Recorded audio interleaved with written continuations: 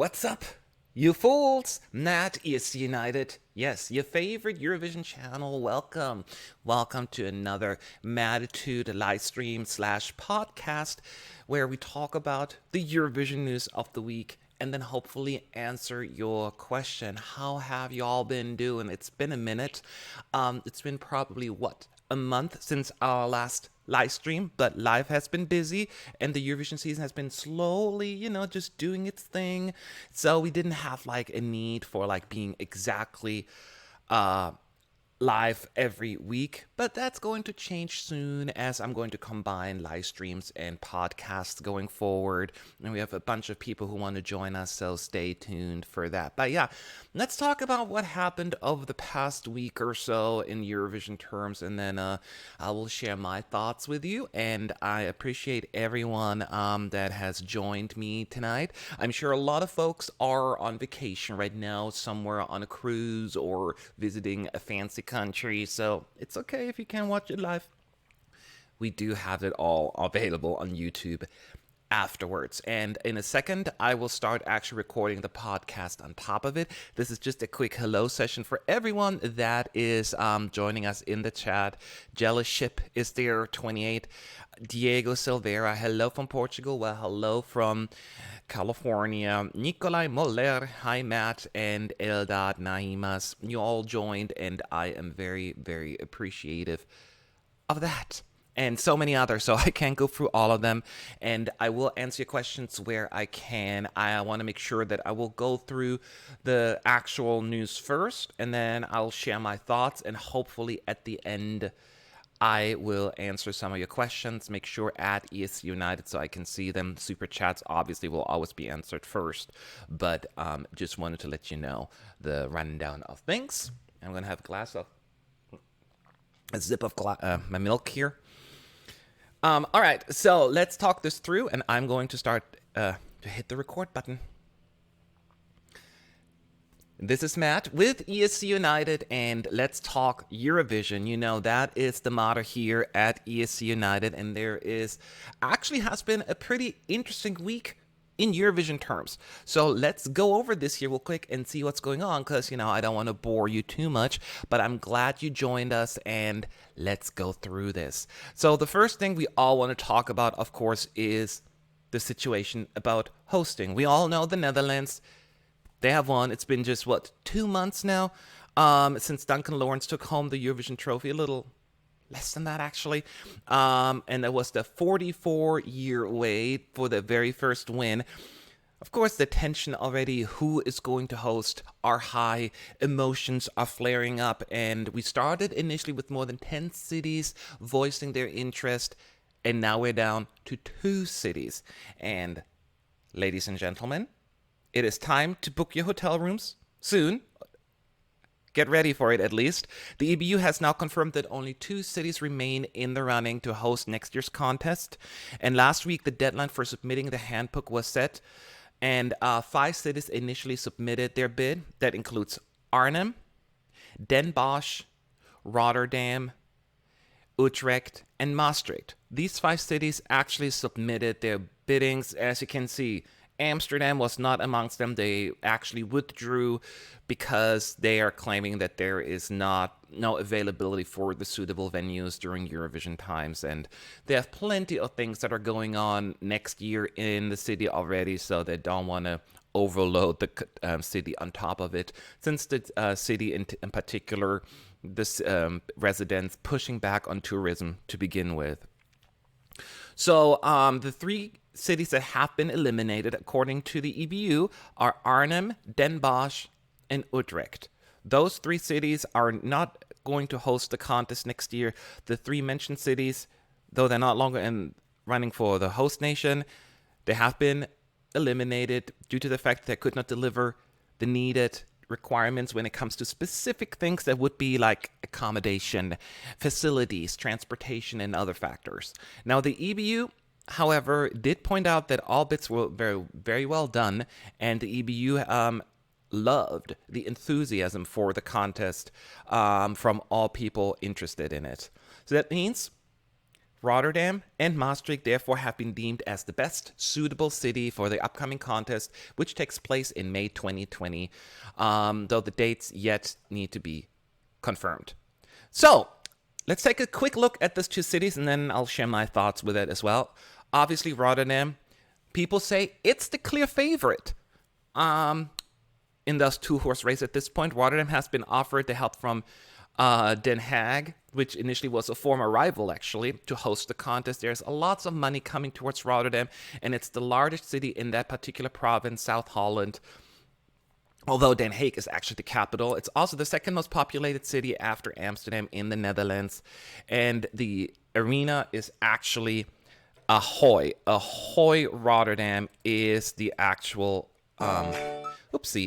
is the actual arena that we are going to go to should there be chosen.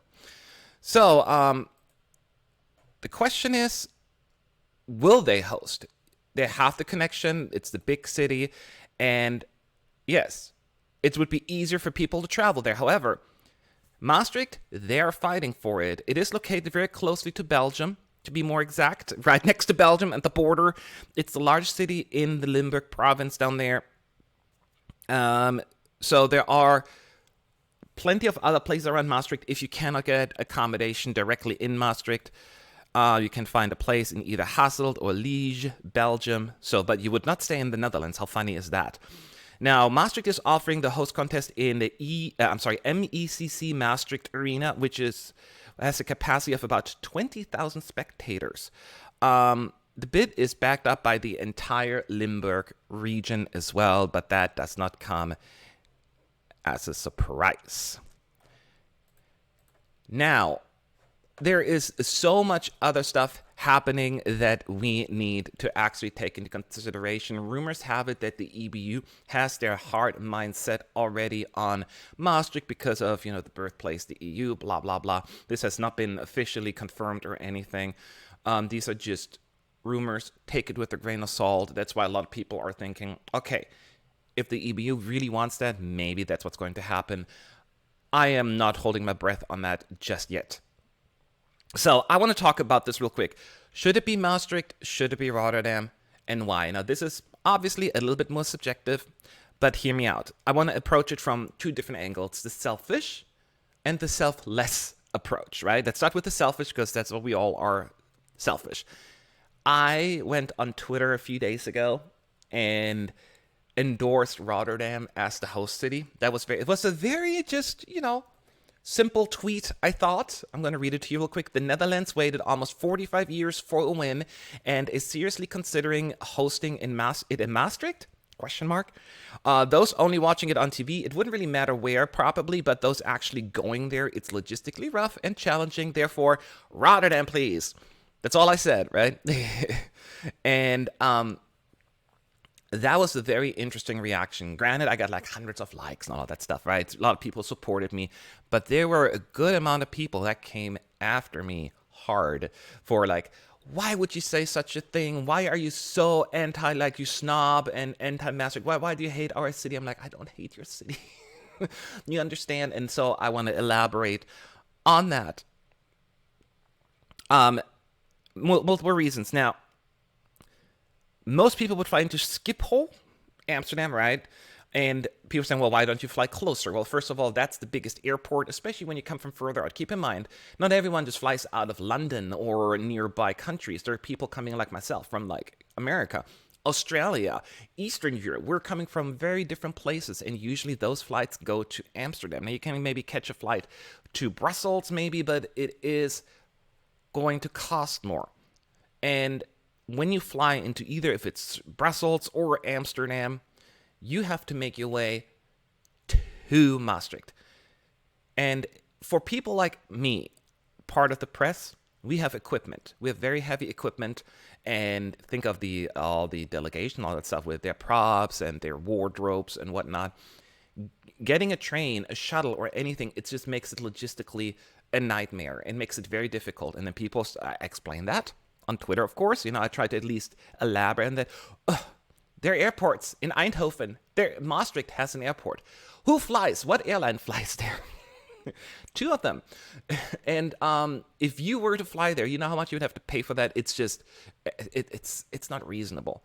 And it is for people going. Maastricht is a beautiful city. I mean, I've never been there, but I looked it up, of course. And there are things that you can do that are fun. They have like an underground walking tour. They have this beautiful basilica, and the market square is great. And there's a lot of cool buildings and walking paths. So it's not like there's nothing to do, right? But imagine people going there for a week, some of them 2 weeks. It's not a big city. I forgot the population was like 130,000. Correct me if I'm wrong. That is the smallest city that has hosted the contest in many, many years if they were to win. And I was in Malmö, Sweden in 2013, and that was actually already quite a small city. What was it, 300 something thousand, which is quite big, but there's also only so much you can do. And it's like, okay, I'm going to look at the torso building, and then I'll walk through the city, and then I am done. And then then there was Copenhagen. And it's just really for people that really want to do stuff. This is not necessarily the most desirable location. And that is myself included. That is for me, selfish. But let's look at I kind of intermingle the selfless stuff as well. It is difficult for fans to travel there. There is not much to do. Getting all your stuff over there is not that easy. And let's be real, the arena itself is not as suitable for the event. And I see a lot of people in the chat already pointing that out as well, with the ceiling being just a tad too low. And so yeah, that there are other factors. The Rotterdam, Ahoy Rotterdam has like all the setup. Keep in mind, it's more than just the arena. It's the backstage area. It's the press center. It's all of that stuff. It's enough accommodation that is nearby. How easy can you get to it? And besides, there are all these events: Euro Club, Euro Cafe, Euro Village. So there aren't. It's a lot. It's a lot. And I understand some people are saying already in the chat, I don't care what it is as long as it's a great show. No, I get it. People are not going. It's not that important to them. But people that are going there, it's important. So that's why I'm like, oh, it's got to be Rotterdam. Now, if it's going to be Maastricht, I will go, obviously. Unfortunately, my family probably won't go because they want to go with me, and they're going to see Rotterdam and Amsterdam. But if it's in Maastricht, they probably will sit this one out, which would be unfortunate, but I told them, hey, you never know what's going to happen. So we have to be. I love how Monique says, if it's hosted in Maastricht, let your Dutch fans carry the luggage. That's what I'm going to do, yes. I'm going to have some Dutch folks like, here, you carry this, and let me know when you're there. I would never do that. But seriously, though, it's also just you have to get to an airport. It's exhausting when you fly for hours. Everyone flies for at least a couple of hours, and then you have to be on a train or a car or a shuttle for another few hours just to get to your place or the venue. It's less inviting. It's less exciting for people. So both places have enough seats. We have to wait and see as far as what that's concerned. So I'm glad it's going to be bigger than Tel Aviv regardless. But I'm so rooting for Rotterdam. If it were in Maastricht, I may actually stay in Germany. I just think the Netherlands would actually lose out on a lot of revenue, because people will stay in Germany. They will stay in Belgium. I forgot the name of the place and all of that stuff. So, but we'll see. Now, it could be all because they have to have a bidding process, and you have to be fair. So maybe they already had their mindset on Rotterdam because it's just a much more suitable venue for everything.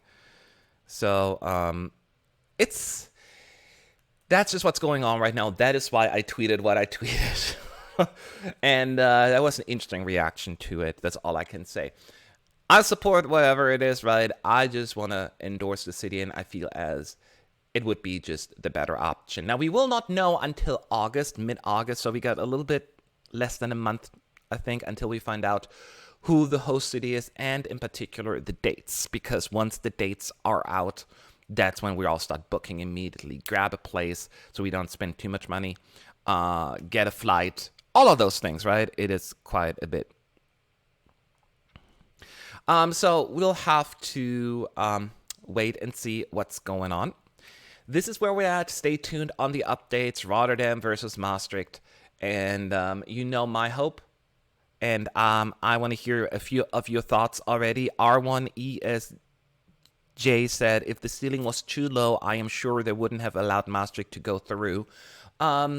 So they did mention that in their bids, actually, initially, because the EBU, the broadcaster, the people in charge, they went out and visited both cities already. They're very happy with the alternatives that they offer. The ceiling is just barely too low from what we're hearing in Maastricht. So it's not as much of a deal breaker, but it's like 10 centimeter or something like that, if I remember reading this correctly.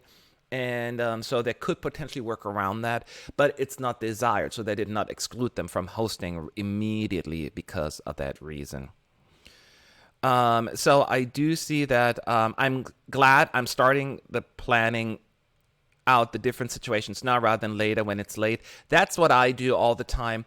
Plan now, plan early, so when we have definite dates, places, and all of that stuff, that you can just grab your stuff that you need before things go too crazy, because that's what I do every single year. I did that in Tel Aviv. I booked this really cool place with my buddy Zach in Tel Aviv. Was Airbnb, and we booked it before the prices went up. It was really conveniently located. It was fun. It was awesome. So, good evening, Matt. Long time no see. Personally, I root for Rotterdam. Let's keep our fingers crossed. I completely agree with you on that. Good to hear or read you as well. But that's where we're at. I do see that the majority of people are with me on the hosting city, but let's see how that's all going to pan out. I'll keep you updated. Will you book when city and date is announced or before, just to be sure? Monique is saying, I wait until the city and dates are announced. It's too much of a hassle figuring out when, where, why, because there could be certain dates moved around in the cities, and then you have to book a place where you're going to get a refund in case you have to cancel it, and then you usually pay more. So I'll just wait, but I'm always checking every day, every morning, starting like in a few weeks to make sure that when the announcement is out that I book something virtually immediately, because it worked out in the past for me, so hopefully that will actually gonna go down there that way as well. So let's move on. What else? There's a few more things that happened this week besides the bidding situation, and not everyone watches Junior Eurovision, but we got to talk about it. As a matter of fact, I haven't watched it. I've watched it for the first time last year, and I actually enjoyed it enough. I thought that the songs, it's the second time I listened to the songs, but the first time I actually watched the show, and I enjoyed it enough. There were some really good songs, even though my favorite, France, finished second, which is still a good place. But of course, I wanted it to win really bad. But Junior Eurovision is back, this time in beautiful Poland. Yes. So in 2018, last year, we set a record when it comes to participants. 20 of them took part, 20 different countries. I'm going to bring up the list here right now for this year's. This year, we only get 19. But only, of course, I'm losing that. That's like a silly thing because it's not bad at all.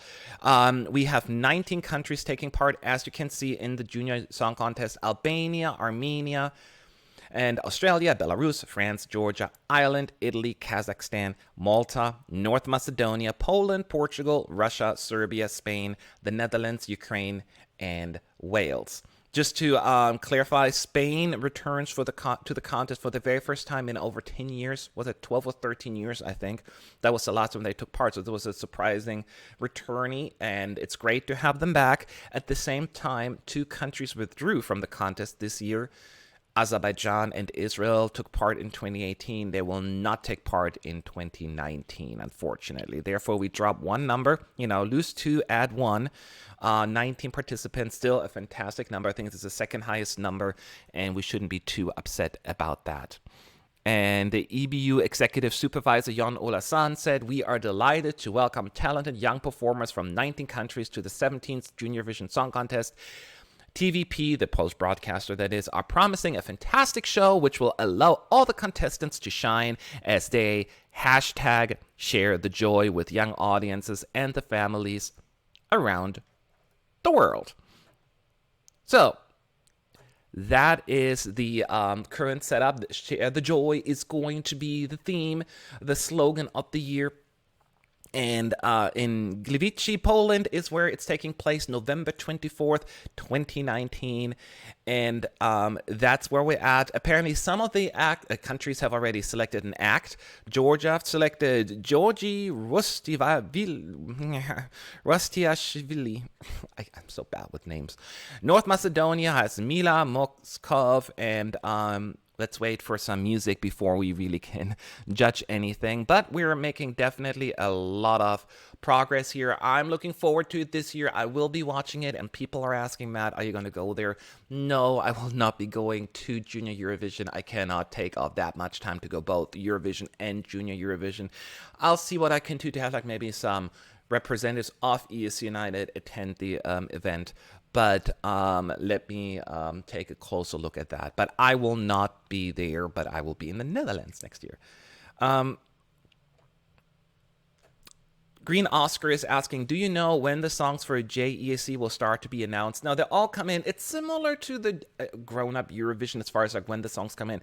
Over the next few months, we'll have national finals, and some of them will be national finals. Others will be internal selections.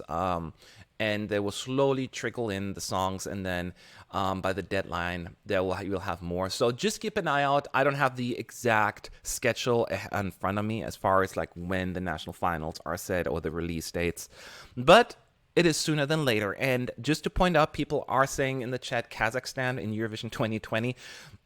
We don't know that yet, but Kazakhstan is taking part in Junior Eurovision for the second time this year. Last year, they were invited by the broadcaster and the EBU as a guest.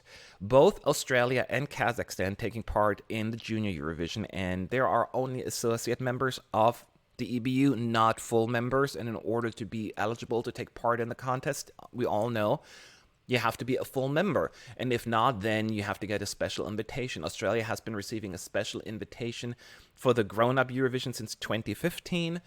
And in Junior Eurovision as well for quite a few years. And now Kazakhstan joined the lineup last year in the junior version. And that leaves up the speculation that potentially Kazakhstan could debut at Eurovision 2020 in the Netherlands. Now, once again, they would have to receive a special invitation from the Dutch broadcaster and the EBU to take part. I don't think it's the craziest thing to believe that they could potentially debut. You could make a case like, hey, this was just to get their feet wet at Junior Eurovision and see how they do, and then let them into the big contest. They sent a song that was immensely popular. A lot of people wanted it to see it as the winner. I think it finished 6th overall, unfortunately, but it's still a great result. They took it seriously, and I do believe that they would add a lot of value to the contest. Now, I don't know if it's going to happen in 2020, potentially, but it'll probably happen in the near future, whether it's 2020, 21, or beyond. But I can absolutely see it happening. So I'm definitely hopeful. And I am definitely excited about this one. I'm glad that Spain is back. And as much as we are sad to see Israel and Azerbaijan leaving, Junior Eurovision is going strong right now. We thought it's going to die. It didn't look well when hardly any participants were taking part. Now, fortunately, they did recover. And even though I'm not the craziest fan of kids singing overall, I enjoy it. I'm not quite as involved as with the grown-up version, but I do pay attention. I paid attention last year, and I will do it this year. And official ESC says, Matt, will you do reaction videos of all the JESC songs, and will you tell us what you think about these songs? I will definitely do a reaction video, whether I'm going to do one for all songs or just each individually. That remains to be seen what interest there is for such videos, because, not everyone watches Junior Eurovision. So that is where we're at with Junior Eurovision. If you have any questions, as always, at ESCunited in the chat. And I'm trying to think what Eurovision songs I've listened to, Junior Eurovision songs I've listened to in the past that I was really crazy about. I haven't listened to many of them except, again, last year. I remember listening to the Maltese Winning song by Destiny. That was pretty cool. She's a great singer. So that one I did like a lot. But other than that, I don't have very limited knowledge of the Junior Eurovision Song Contest, and so don't ask me too much about it. I'm trying to catch up. There's still a lot to learn about that. A lot of people, like a lot, especially the Scandinavian countries / Nordic countries, don't want to take part in the contest because they feel as this is not healthy for children to be in such a high-stress, competitive environment. So that is up to them. I always think, well, this kind of thing happens everywhere in school. A flippin' dodgeball game can become crazy competitive. But I understand, yeah, when it's televised and all that stuff, that adds another crazy layer. So that is, you know, that's just me. Gil Kagan is saying, usually when kids sing, it's happy, joy, love, world songs. I cannot get into that. I don't have a problem necessarily with happy, joyful songs, but if all of them are that way, then it gets a little old, I guess. But what do you want to have kids being all depressed already? I'm 11 years old and I sing about the end of the world is ending. I don't know if I want that either. It's like a slippery slope, I guess. I don't know. But yeah. So that's definitely where we're at. You should make a reaction video of the top 3 every JESC community network is asking. Oh, mine. I'm worried that these are going to be videos that are going to be disliked a lot. I'm so... I have to take that into consideration and think about that, marinate over it for a couple of days. But thank you for the suggestion. I really appreciate that. So yes, this is where we're at with JESC in November. At least we have something to kill time before once the Junior Eurovision contest is over, that's when the actual 2020 season really will kick off and we get to talk even more about that. So let's go through a few more updates here. And one of them is, once again, not a lot of people will be affected by this, but I'm very, very happy about this update. The EBU posted just yesterday that if you're in the United States, I want to explain to you in case you don't know, people here in the United States cannot watch the contest. The live stream is geo-blocked, any kind of on-demand isn't available. Even like those 3 minutes clips that they put online of the show, you cannot watch them in the United States. Licensing reasons and all of that stuff. Super frustrating, super upsetting, but it is what it is. But things are changing a little bit here because the 2019 contest will be available on the streaming website Netflix in the United States. I think almost everyone here has Netflix, or at least a family member that has Netflix, and they use their password to access it. But that is what's happening, and that is huge, actually, that this becomes available. We do know that Will Ferrell is also working on this Netflix movie about Eurovision that is coming out eventually. So that's going to be interesting as well. But just having that show on there where people can watch both semifinals and the final will probably draw a lot of attention, a little bit more exposure. In the previous 2 years, this year there was nothing going on in 2019, but in 18 and 17, the cable broadcaster Logo broadcasted the show, but nobody watches that channel. It's such a small channel that most people were not aware of it even. So this is a lot more mainstream, and that is exciting. This is going to add a lot of exposure. In addition to that, the 2020 semifinals and grand final will also be loaded to Netflix afterwards. This is great. Unfortunately, there will be no live stream from what we're knowing. So people will not be able in the United States to watch this live on TV. All they could do is, get an online stream. They can't even use the online stream from the Eurovision page. But if you go to like the Swedish broadcaster SVT, the German broadcaster NDR, I think the Icelandic broadcaster also has some. You can watch them there online, but you really need to be dedicated to watch that. As the average viewer, you will not bother or getting a VPN. I'm like, no one's going to do that. Now, people, this is also done because in 2021, that was the EBU announced, the American Song Contest will debut. So this is for them probably to get an idea of how it looks and how it feels so that we can potentially model our show after that. I'm still hesitant about that success because it's culturally very different here. But that is ultimately the goal here. And we'll just wait and see if this is going to catch on or not. But if they want to get an audience, Netflix is the way to go. And I'm very, very excited about that. I remember when the announcement was made about the American Song Contest, people were so mad on Twitter and everywhere. And be like, we don't want this. This is stupid. And I'm like, you understand. Nobody wants the United States in Eurovision, right? I agree with that as an American. And wouldn't it make more sense then you would be supportive and happy for America having their own contest? Number one, they can do the same thing. And you get to watch another show. I don't see the issue with that. I'm super excited about that. So that is something that's going to happen. It's going to be up in a couple of days if you're from the United States watching this. So start watching Monday, the 22nd, I believe. That is when it'll start to become available. Both semifinals of 2019 as well as the grand final. And then in 2020, we'll get all the shows on there as well. But not live. But hey, I call it baby steps. Baby steps. And in a minute, I will answer all your questions. I just want to go through that here real quick. The other topic I just want to bring up here real quick. We all know that Norway won the televote this year, right? The surprise televote winner, Kino, Spirits in the Sky. They didn't win the whole thing overall because the juries were not having it, but that was expected to me, honestly. So they dropped to 6th place overall. But they definitely left an impression. So Norway is very eager to conquer Eurovision. And so the Norwegian broadcaster NRK, they're planning 5 semifinal shows. Eat your heart out, Melodi Festivalen. Norway is like, hold my beer. It's great. That's a lot of shows. Like, they showcase talent from all over the country in the selection, and then we'll narrow it down. And that is at least what's being reported.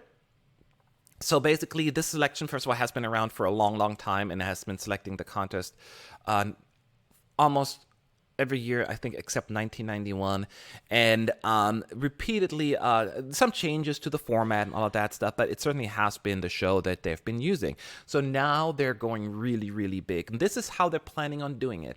5 semifinals, right? And the rumor has it that each semifinal will be showcasing artists from a very different region of Norway, and then a grand final, and with all the qualifiers from those regional semifinals coming from Oslo.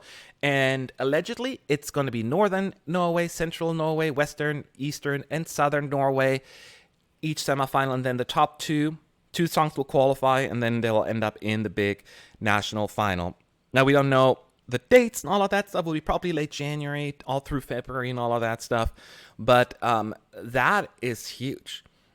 Clearly, they want to capitalize on the good showing in Tel Aviv. I love that song, Spirits in the Sky. Even though I was okay with not winning, I didn't think that it was a winning song. It was, I feel, as 6th place is exactly where it should have been overall, based on my taste. So you can see that a lot is happening, and I'm glad that countries are excited about this. Now, some more than others, of course, but Norway is in the game, and I'm always, like, I love Norway, but I'm always worried going to Norway. Like, I feel like I'm rooting against that country because it's one of the most expensive countries in Europe. And I was like, oh my God, I will not be able to afford going to Norway. It's terrible. But I have to always take these things into consideration. I can't help it. I have to take it into consideration. So that is still in the horizon. We know about that. We have to wait for official confirmation on how that's all going to pan out. And that's where we're at. And now is your opportunity also to shoot me a few questions here at ESCunited that you want me to answer, just general about the topics we talked about today, as well as just general questions. And we'll go from there.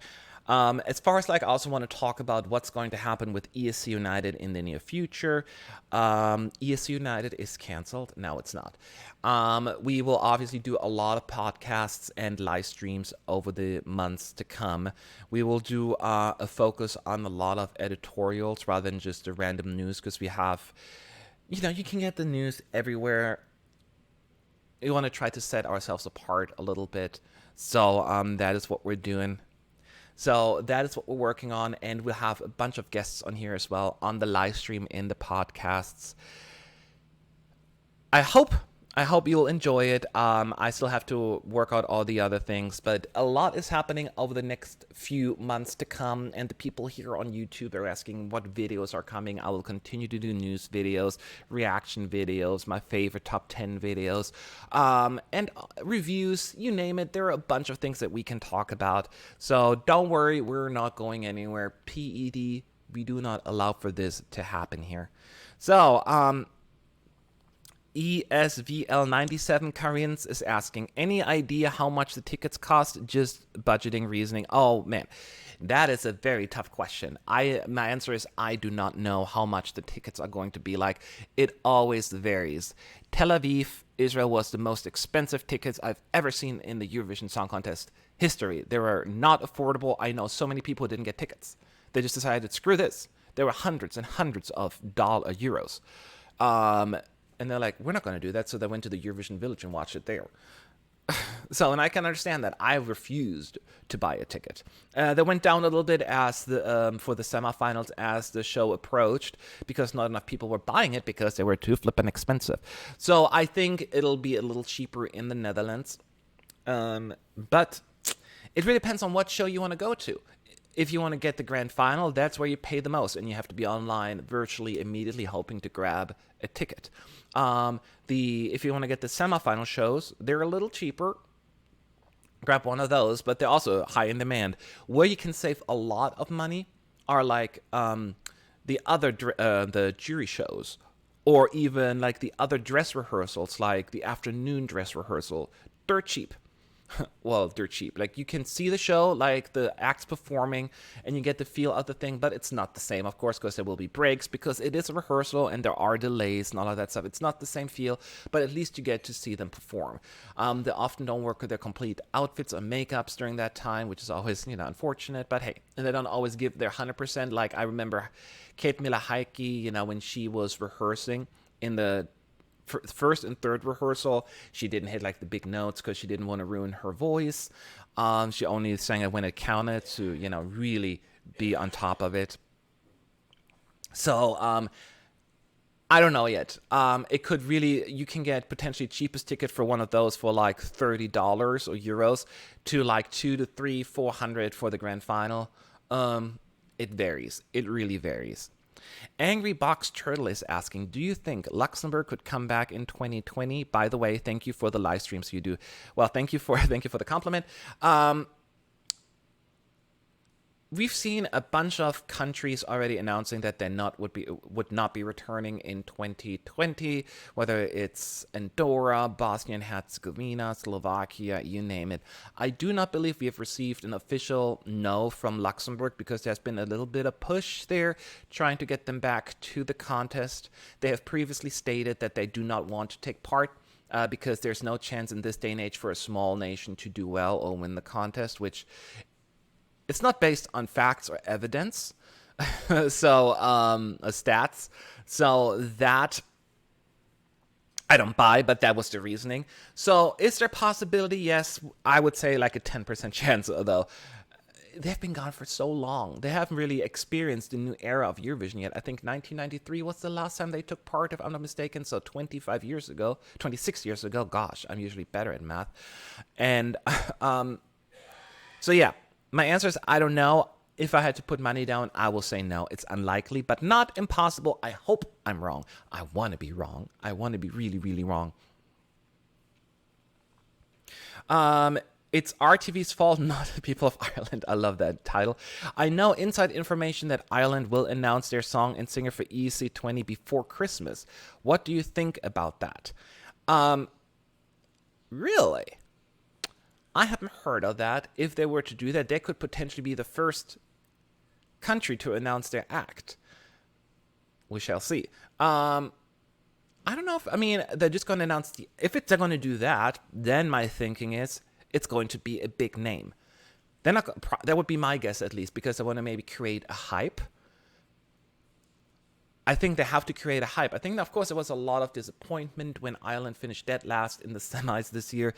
So they're maybe trying to get a little bit more like, all right, let's get started early. And they were one of the last songs to be released as well. There was just not a whole lot of excitement this year, so they want to change that. If that were to happen, go for it. It all comes down to the song. I don't care about big names per se. Of course, it's kind of great to see someone, that is like relevant and, like cool, I get to meet them and stuff. But other than that, it's not really a deciding factor to me.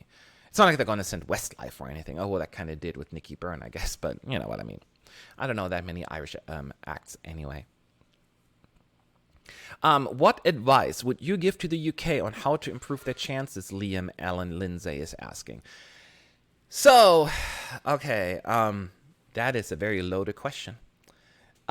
So, obviously, I want the UK to do really well at the contest. It's one of the places to go to that is very easy for me to get to logistically. But hey, they're big. I want the UK fans to come out again and not have this shame-based fan base. Everyone, the viewing figures are so high in the UK, but everyone is shame-based watching it like under a blanket in a bedroom with a flashlight on so no one knows that you're watching it. I want them to be really proud of their efforts and their song once again. And the current system, as you pointed out, is not working.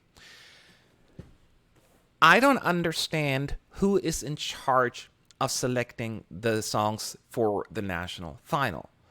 I mean, look at the national finals. They're all just so disappointing. Like this year, they decided to send 3 songs, and all 3 songs were mediocre to bad at best.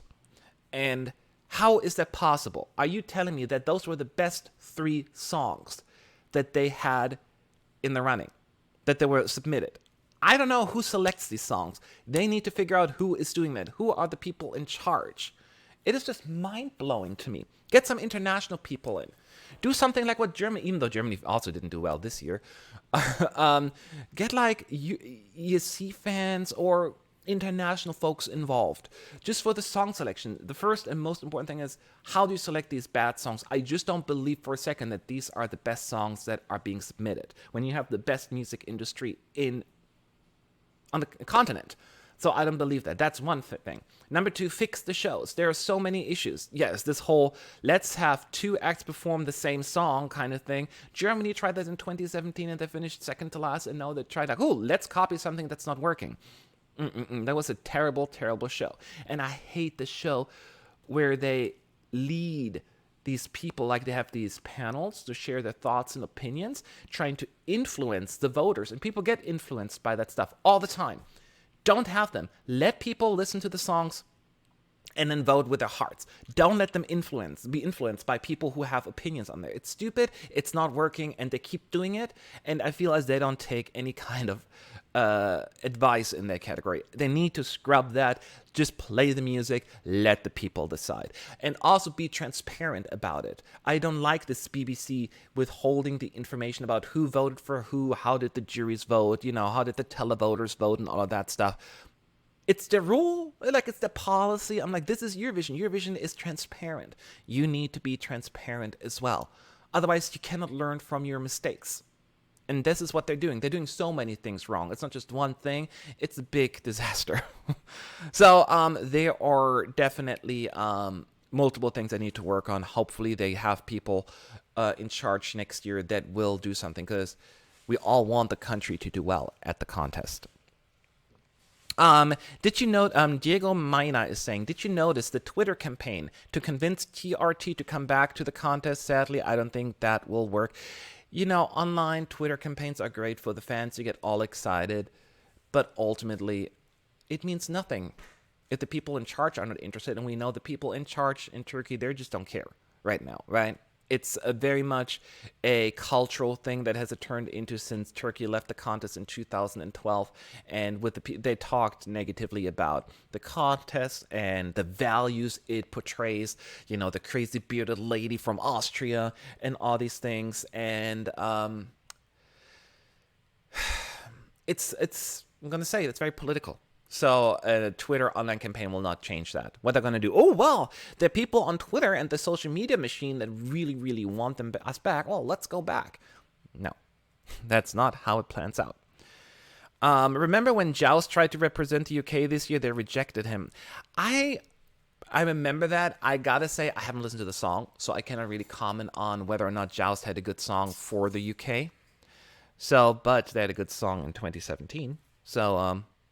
Hey, but yeah, I cannot comment on that, but it goes back to my original point that they don't seem to know how to pick a song. And I think they lost place this year. And I find it always interesting. People are always shocked every year when it gets bad, when they receive a bad result. I'm like, what were you expecting?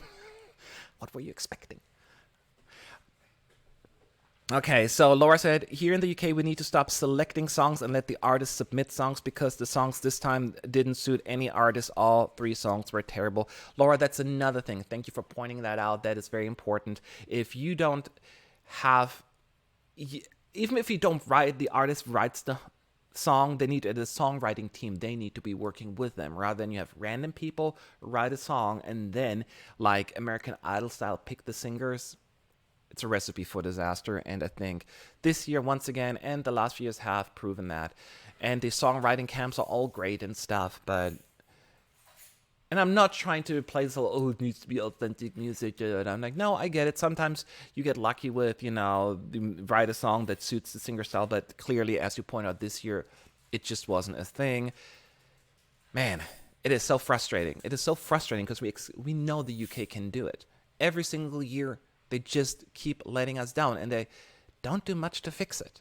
There seems to be a little bit more a certain confidence, let's call it that I would call overconfidence, that they display, thinking they know what to do, and clearly their results don't display that.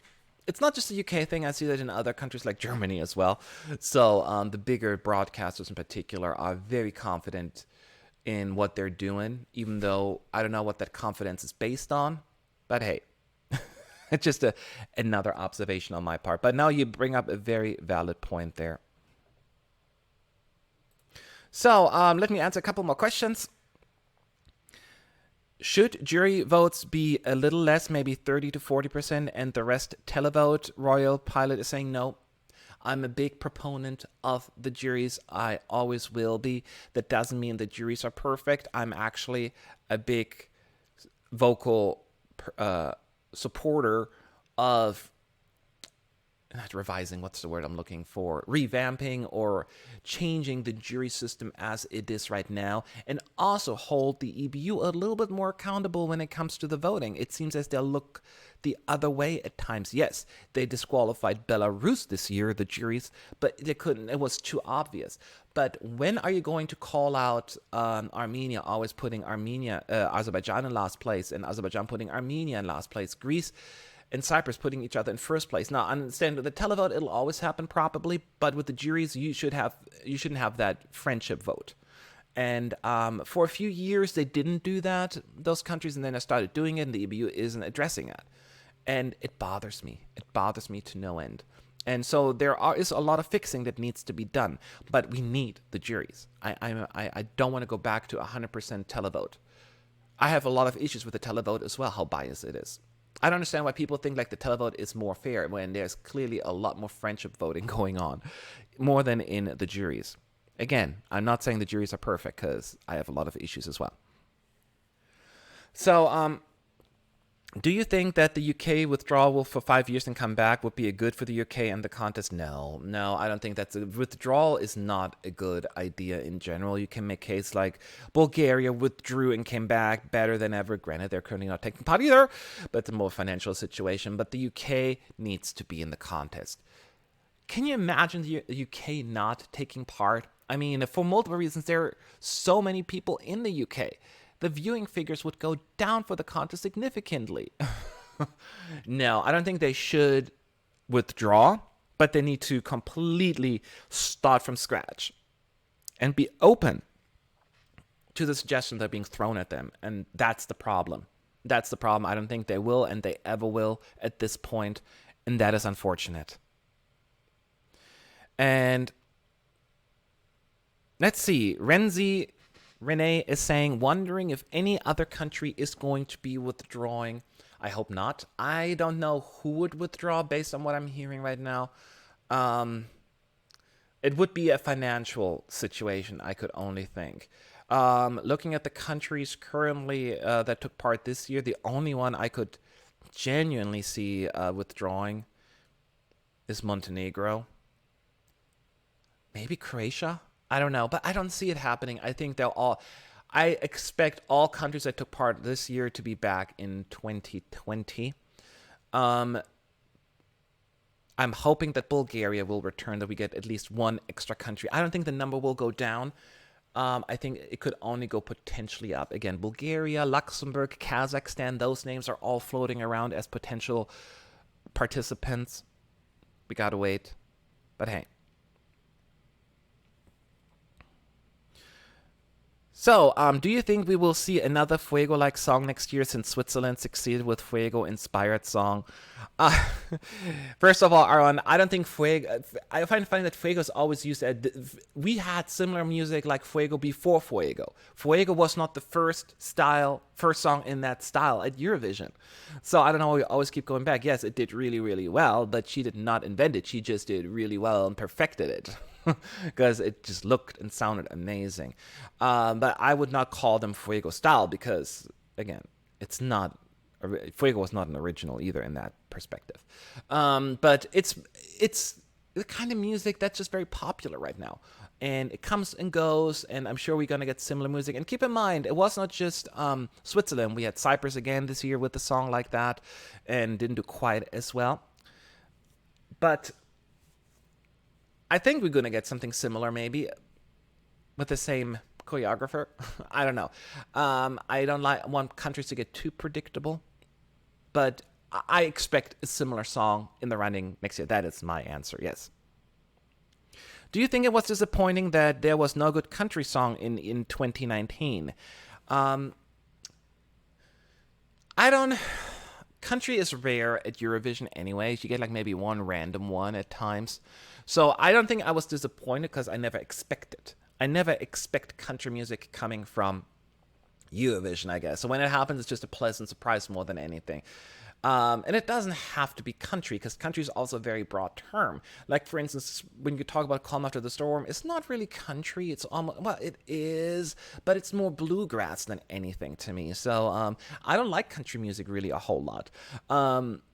Well, if it's done right. I hate these really corny country songs that we have here in the United States. As long as there are stars over Texas, my girl is going. I'm like, oh my God, what are you singing there?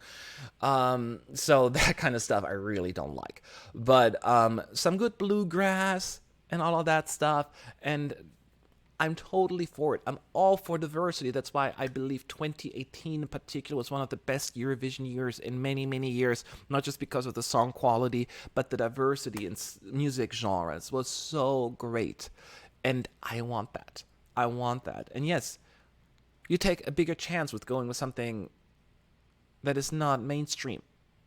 But I applaud it. That's why I want Georgia in the contest. They're like so important to me when it comes to Eurovision, even if I don't like all of the songs, and I frequently don't like them. Like this year, I was not a fan at all. But I appreciate for what they were going for. And last year was, to me, amazing, even though they finished dead last in the semis. But I just love their music. And that's what I want at Eurovision. All right, I'm going to answer a couple more questions, and then I'll be back soon. Should Poland internally select Margaret for Eurovision 2020? Well, they went internally this year. I don't know if Margaret, would she go? I mean,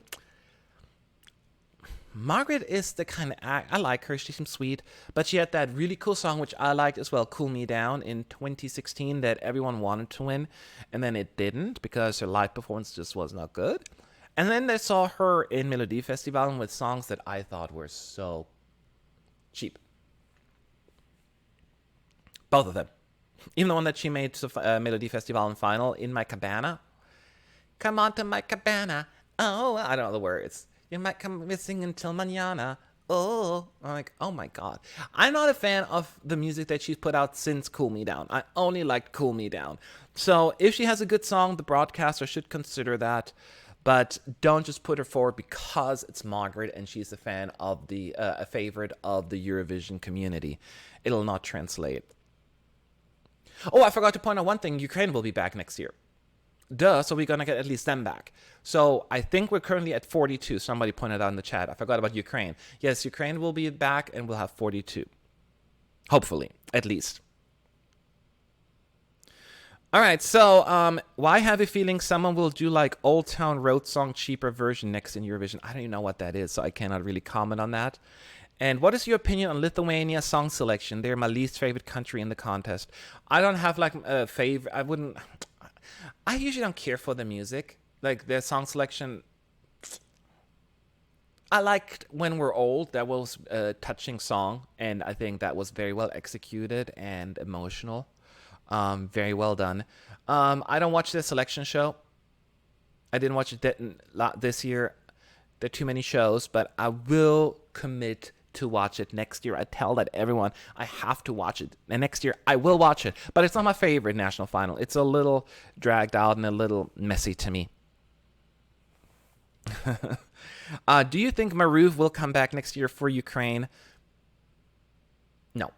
No, I think this all left a better aftertaste in her mouth after what happened in Ukraine, where she won and then she withdrew because of all the stuff that the broadcaster asked of her to do, cancel all of her concerts in Russia and be like, the ambassador for Ukraine and all that stuff. So ultimately it led to Ukraine withdraw from the contest. It became too political. So I don't think that Maruv would want to take part, and you cannot recreate the magic, right? You sent Maruv. What if her song isn't as good or as popular? I don't even like the song, but as popular as people, claimed. Like maybe she's gonna have an song, and then just because it's Maruv, no. But I was never on the Marouf train to begin with. So you're talking to the wrong person here. I didn't like the song. So, sorry. Okay, then one last question. We're going to round up with, will Iceland be back or get a fine? They will be back. They will be back. They're not going to kick them out. No. It wasn't the broadcaster's fault, if you know what I mean. It was the band's fault, but yes, ultimately the broadcaster is responsible for the band's behavior. So, but worst case scenario is they will receive a fine and have to deal with the consequences there, but they will not kick them out for that. No, it's not going to happen. They will be back. They will be back. So, so much going on. I just wanted to kind of catch up with you all and see see, I can't talk anymore. Where we're at. It's still going to be slow. We have a few weeks before we find out the host city, and from that on out, it'll be very busy. I will be planning, and please do me a favor. If you're on Twitter, follow me on @MattESCunited. I would love to hear from you, get a few topics on what we should talk about in our next live stream. This one was very impromptu. I just figured, I haven't done one in a month and I've been busy. So that's why I'm here. But let's do that and let's talk about this. And I'm so glad you all came in to show up today. And I will be back hopefully next week. I'm trying to do it a weekly thing, at least bi-weekly. That is my commitment to you. So y'all have a good day, have a good night, have a good whatever. I'll talk to you all soon.